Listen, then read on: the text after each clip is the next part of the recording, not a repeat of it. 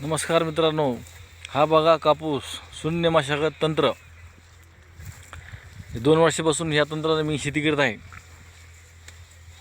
तर गेल्या वर्षी मी एका बेडावर 1 तास घेतलं होतं, तर ह्या वर्षी एका बेडावर 2 तास घेतले आहेत.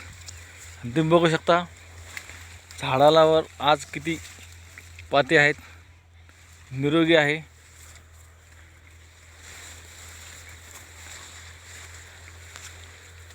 आणि गव्हाचं रान असल्यामुळं या रानाला एकरी एकच बॅग मी खताची दिलेली आहे.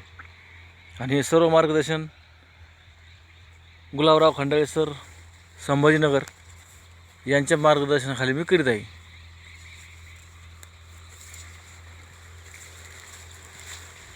कुठलंही नांगर नाही, वखर नाही, खुरपणसुद्धा नाही, म्हणजे शून्य मशागत तंत्र.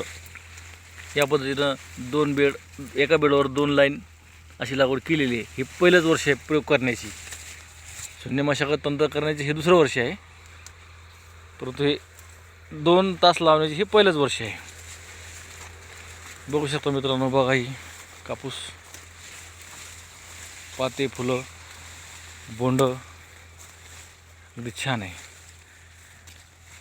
हा कापूस जवळजवळ माझा 90 दिवसाचा झालेला आहे. आणि ती पलीकडे दिसते ती तूर पण याच पद्धतीनं आहे. एका बेडावर एक, म्हणजे 2 जोडवळ मध्ये एक 8 फुटाच्या अंतरावर तूर आहे ती.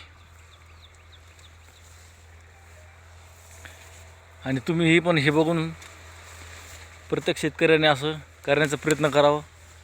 खर्च कमी, फायदा जास्त.